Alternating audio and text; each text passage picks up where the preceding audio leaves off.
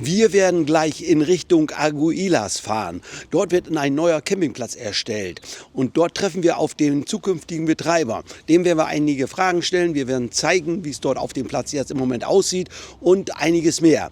Neben mir steht der Rolf und der wird mich dahin fahren oder uns dahin fahren und der wird uns da auch noch was zu sagen. Herzlich willkommen zu diesem Video.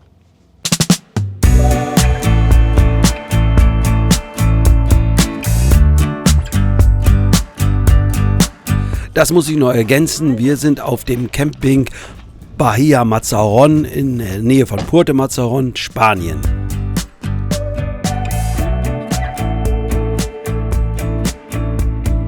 Rolf hat uns so gegen 10 Uhr vom Camping Bahia Mazarrón abgeholt. Dann haben wir noch einen weiteren Rolf abgeholt, der in der Nähe ist, im Area Camper Mazarrón. Und dann ging es weiter Richtung Arguilas. Jetzt sind wir auf der Fahrt in Richtung Arguilas. Neben mir am Fahren oder der fährt, das ist der Rolf. Rolf kenne ich schon länger oder wir kennen uns schon länger. Habe auch schon in Videos über Rolf berichtet. Und Rolf ist so nett und fährt uns dahin. Und Rolf ist auch der sich hier in der Region gut auskennt. Er lebt hier das ganze Jahr in Spanien mit seiner Frau. Und ja, da ist er hier in der Region, kennt er sich hier in der Region sehr gut aus. Und jetzt fragen wir den Rolf mal. Rolf, erzähl, wo geht's jetzt genau hin? Ja, guten Morgen. Wir fahren nach Arguilas. Da entsteht eine ganz tolle Sache, und zwar ein Campingplatz, der aufgrund einer alten Diskothek, die vor 10, 12 Jahren stillgelegt wurde, diese Fläche wird wieder restauriert und wird ausgebaut zu einem Campingplatz in einer Region, wo sehr viele Camper gerne zu Hause sind im Winter, weil das Wetter da einfach schön und warm ist, für die Deutschen besonders, ja. Und die Familie, die das betreibt oder machen möchte, sind auch die ehemaligen Inhaber der Diskothek. Ein Familienbetrieb, der Christian, der Sohn, der Vater ist der Pepe, die kommen aus Mazarrón. Und die haben ein Projekt, sind keine Camper und haben die Idee, die Vision, da was ganz Besonderes zu machen. Und da fahren wir heute hin, um uns das anzuschauen und zu sehen, ja, was sind das für Menschen dort, was ist es für ein Projekt, weil wird für viele interessant sein, vermute ich. Okay, danke Rolf. Wir haben eine Strecke gewählt, die uns auch teilweise am Meer entlang führt und durch die Landschaft, sodass man gleich so einen kleinen Eindruck bekommt, wo der neue Campingplatz dann liegt. Wir haben eine Pause gemacht an einem Aussichtspunkt und jetzt stelle ich euch noch den zweiten Rolf vor. Jetzt haben wir einen kleinen Stopp gemacht hier, um mal hier aufs Meer zu blicken. Hier ist ein schöner Aussichtspunkt, schöner Parkplatz, hier kann man stehen. Und jetzt stelle ich euch mal noch kurz einen weiteren Rolf vor. Und zwar Rolf, den haben wir mitgenommen, der spricht Spanisch. Rolf, erzähl, du machst was hier in Spanien. Und wo bist du hier in Spanien? Ich bin Ende 1984 nach Teneriffa gekommen, habe mich dort niedergelassen, habe dann über 30 Jahre in Teneriffa als Gästeführer mit einer kleinen Agentur, mit meiner eigenen Agentur, eben halt für die Urlaubsfreuden der deutschen, englischen Gäste gedient und bin jetzt in Rente und tingel mit dem Karawan durch die Landschaft. Ja, gut. Und du fährst mit oder hilfst uns dabei. Du sprichst eben perfekt Spanisch, sag ich mal so, und wirst uns dann als Dolmetscher dienen dort. Ja, Hartmut hat es mich ja gebeten, und Rolf, euch behilflich zu sein, sprachlich, und das mache ich natürlich gerne. Und außerdem, gebe ich ehrlich zu, lerne ich dann ja auch den neuen Platz mal kennen, mal sehen, was da entstehen soll. Und überhaupt, das ist so eine Sache, wenn man jemandem helfen kann, dann tut man das. Und vor allen Dingen hilft das für euch, aber auch für mich. Danke. Vielen Dank, Rolf. Ja, mit dabei ist natürlich Rita auch. Rita ist für gewisse Aufnahmen auch zuständig und freut sich mal wieder, dass sie dabei sein darf. Weiter geht unsere Fahrt hier am Meer entlang. Insgesamt von Mazaron bis zum neuen Campingplatz sind es vielleicht 40 Kilometer. Jetzt haben wir vielleicht noch, weiß nicht genau, aber etwa vielleicht 10 Kilometer. Man muss hier nicht lang fahren, man kann auch die Autobahn nehmen, geht natürlich dann etwas schneller, aber ich wollte gerne die Landschaft hier so ein bisschen zeigen, deshalb sind wir hier lang gefahren. So wie wir hier diese Strecke fahren, liegt der neue Campingplatz etwa 2-3 Kilometer vor Águilas. Wir haben mal kurz gestoppt, um hier zu zeigen, es gibt einen Fahrradweg, der führt vorbei, auch am Campingplatz, der geht einmal zur Stadt Águilas und andererseits zum Meer, also dass man auch gut hier mit dem Fahrrad fahren kann und nicht hier auf dieser Hauptstraße, die doch etwas stärkeren Verkehr hat, fahren muss. Jetzt sehen wir schon die ersten Gebäude von der ehemaligen Diskothek, fahren hier auf die Einfahrt und bleiben hier stehen, um dann den Rest zu Fuß zu laufen. Rolf hat hier alles organisiert. Er hat einen Termin mit dem Eigentümer abgemacht, sodass wir den hier vor Ort antreffen. Ich guck mal hier durch.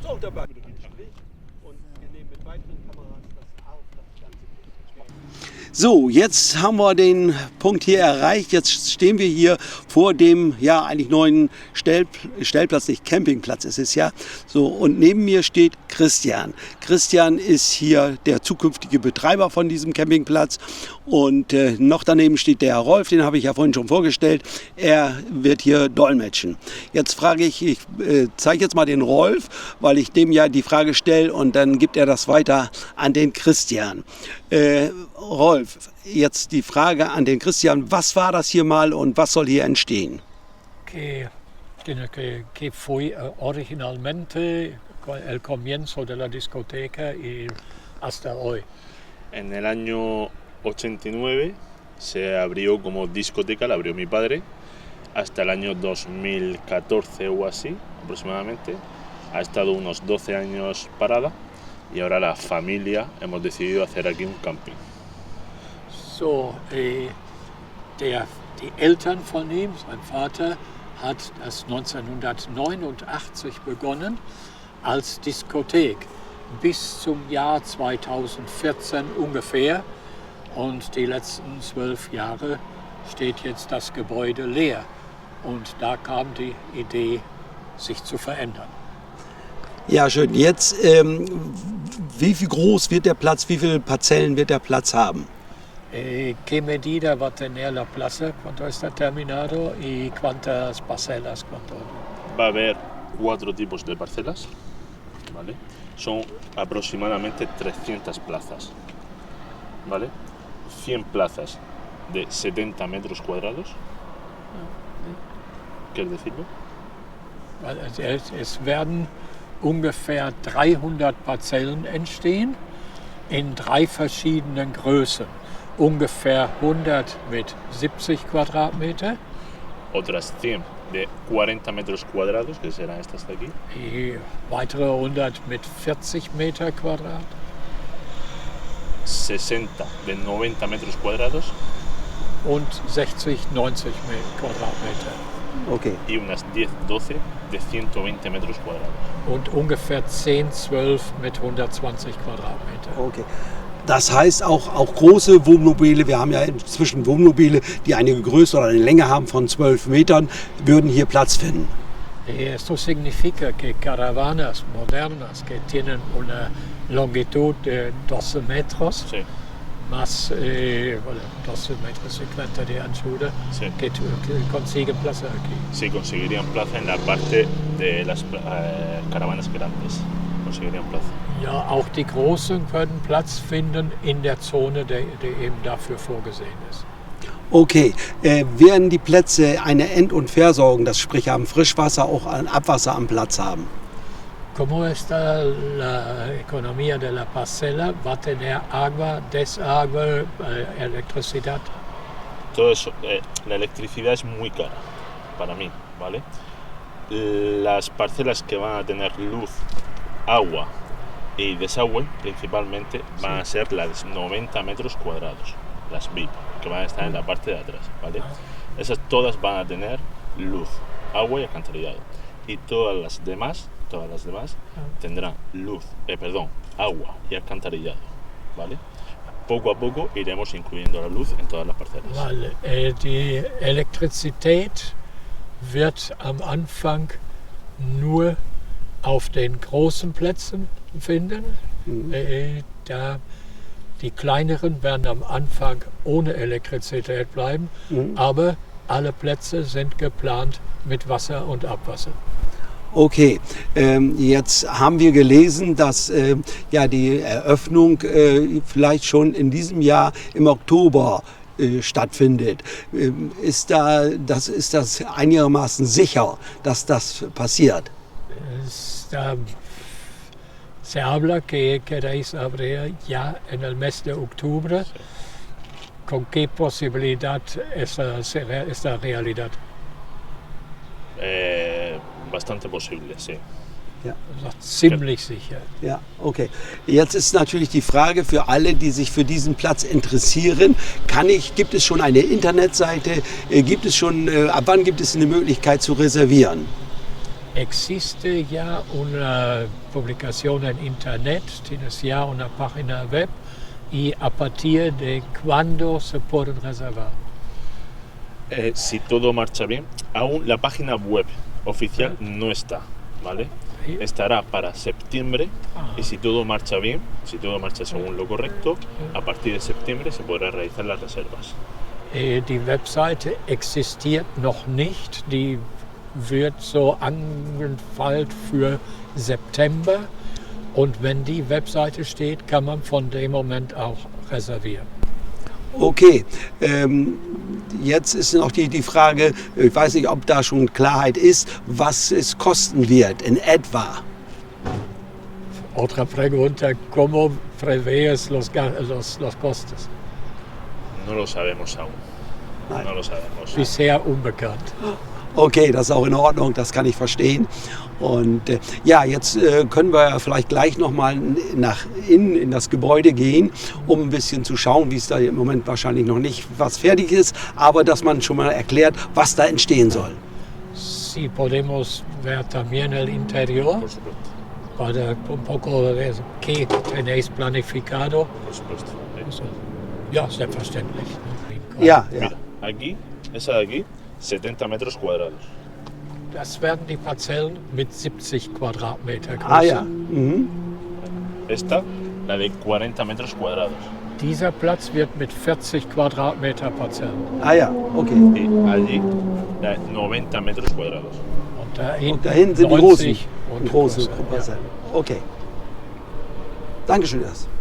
Die Namensgebung ist noch nicht definitiv entschieden. Sie planen so Area Camping Mecke, aber sie sind da noch nicht ganz sicher. Ja.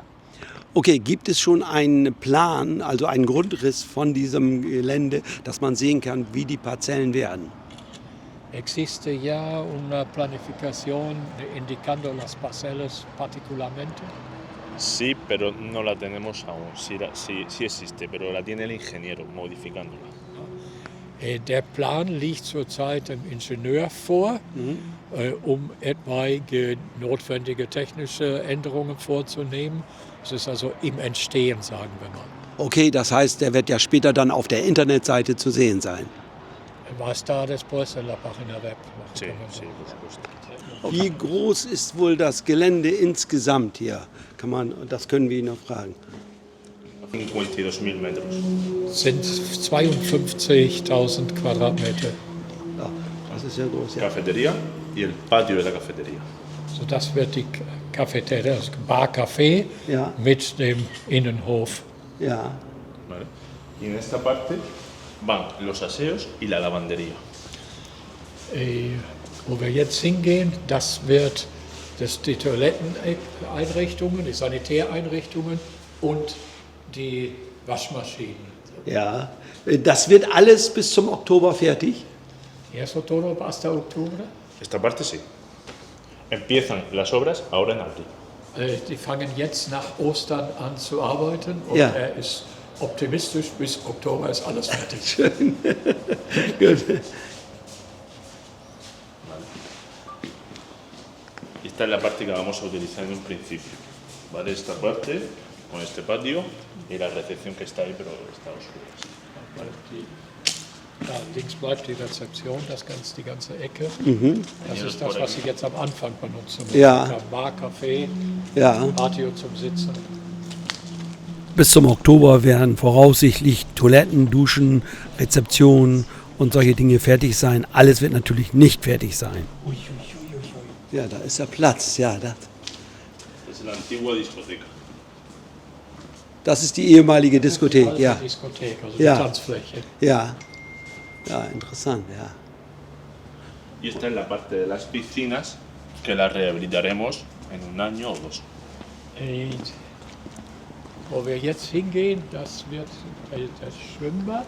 Ah ja, da ist ja noch zu sehen, Aber dass, das ja, ist geplant für nächstes oder übernächstes Jahr. okay, also das ist jetzt noch nicht fertig, kann man sich vorstellen, das dauert natürlich alles, bis das ein bisschen, aber das ist ja schon so, die Natur, das sieht ja schon schön aus alles hier, ne? Das ist doch, ja, nee, ich meine, wenn es fertig ist, ich meine, die Bäume sind schon da, die Palmen sind schon da, finde ich eigentlich schon sehr angenehm sowas. Die ehemalige Diskothek hatte auch einen Pool, auch dieser wird wieder aktiviert. Ja. Logicamente. Hay que arreglarlo todo. Ja, klar, okay. Lo Hay que haremos. pintar, hay que Lo meter. haremos, claro. Vale, y si quieres, subimos. Ja, da habe ich schon gesagt, also dass diese Bäume schon da sind, Palmen da sind, ja. Jetzt sind wir hinter der Diskothek. Hier ist auch nochmal eine große Fläche. Und wie viele Parzellen wären das in diesem Bereich? ¿Cuántas parcelas van a ser? Aquí en torno a 60, 70 aproximadamente. 60, 70 Parzellen. Ah ja, okay. Das ist gut, ja. Ja, hier ist es auch ruhiger als vorne, ne? Vorne hört man die Straße etwas, ne? Él dice que por aquí está más tranquilo. Eso va a ser la zona preferible para Sí, el tour. en la otra, el año que viene, crearemos una barrera de sonido en el borde de la carretera. Sie denken daran, im kommenden Jahr eine Schallschluckmaßnahmen, sagen wir mal so, Ja. Gegenüber der Landstraße vorzunehmen, dass Ja, das Ja. der Krach etwas Weniger mindert wird. Ja. Sagen wir. Aber ich denke, in der Nacht wird es nicht so sehr laut sein, ne? Por la noche no hay, ne? No, poco tras. Ja. Also Okay, nachts ja. müssen Nein, nein, das ist das ja, weiß man ja. Ja, nein, das ist gut, ja. Er quiere abrazar. Hey, mariconadas las gustan. Okay. Wir wurden freundlich verabschiedet und jetzt wollen wir noch ein bisschen hier in die Umgebung erkunden, beziehungsweise ein bisschen was zeigen, wie es hier so aussieht. Jetzt noch ein Hinweis, wer sich interessiert für diesen Campingplatz, der kann sich informieren auf der Facebook-Seite Meka Camping Area Arguelas. Der Admin ist der Rolf und ja, der wird immer helfen, wenn man da Informationen braucht. Da sieht man dann auch den Fortschritt der Baumaßnahmen auf dem Campingplatz. Wir fahren jetzt nach Arguelas rein, um euch so einen kleinen Eindruck zu geben, wie es dort so aussieht. Arguelas hat etwa 37.000 Einwohner, hat ein Castello, also eine Festung und natürlich auch einen Hafen. Wir sind zum Hafen gefahren, um was zu trinken. Hier gibt es viele Restaurants und Bars. Vom neuen Campingplatz bis hier zum Hafen sind circa 4 Kilometer.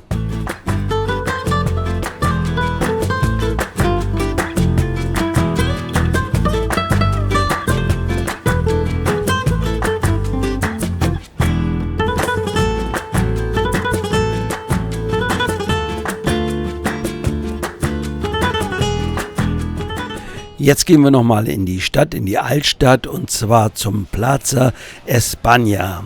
Das ist ein sehr schöner Platz mit einem sehr großen Gummibaum. Dieser Platz ist vom Hafen aus nur wenige 100 Meter entfernt. Auch hier gibt es natürlich wieder viele Bars und Restaurants und es gibt hier auch einen kleinen Park. Wer Arguelas besucht, der sollte auch unbedingt diesen Platz besuchen. Er hat ein besonderes Flair, finden wir jedenfalls. Dann sind wir noch mit dem Auto ein Stück zurückgefahren. Und dort gibt es am Rande der Stadt Arguelas eine schöne Badebucht. Hier kann man also auch vom Campingplatz aus hinfahren, sind ca. 3 Kilometer. Es gibt natürlich nicht nur diesen Strand hier, sondern die Stadt selber hat natürlich auch schöne Strände mit einer Promenade davor.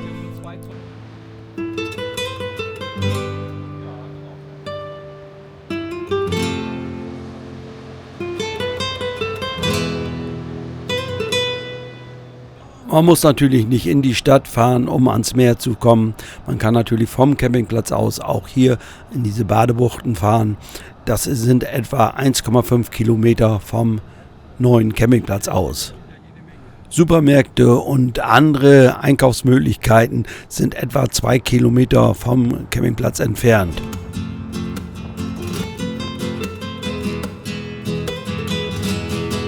Für uns ging es dann wieder zurück Richtung Mazaron und haben uns bedankt bei den beiden Rolfs und verabschiedet. Ja, ihr beiden, dann sage ich herzlichen Dank, Rolf, dir für die Übersetzung. Bitte. Ja, das hat uns Spaß gemacht, war toll. Ganz meinerseits. Ja, War ein netter Tag. Ja, hoffe, wir sehen uns im nächsten Winter mal wieder hier in Ich hoffe, Mazaron. bestimmt. Ja, Wir gut. sind da. Und wenn du irgendwas brauchst, ruf an. Ja, Wir sind gerne. immer da. also Rolf, dir auch herzlichen Ja. Dank, dass du dabei warst. Du hast das Ganze organisiert. Sehr gerne doch, ja. Und so sind wir dazu gekommen und können diese Informationen gut weitergeben. Ja, mit euch immer wieder gerne. Okay. Dankeschön zusammen. Tschüss. Tschüss. Wir haben jetzt kurz vor Ostern und wir werden noch einige Tage hier auf dem Camping Bahia Mazaron verbringen und dann werden wir so langsam unsere Rückreise antreten. Wie immer sage ich Dankeschön fürs Zuschauen, würde mich freuen über ein Like, einen Daumen nach oben. Freuen würde ich mich auch, wenn ihr meinen Kanal abonniert, falls ihr das noch nicht gemacht habt. Ansonsten sage ich Bye Bye, bis zum nächsten Mal.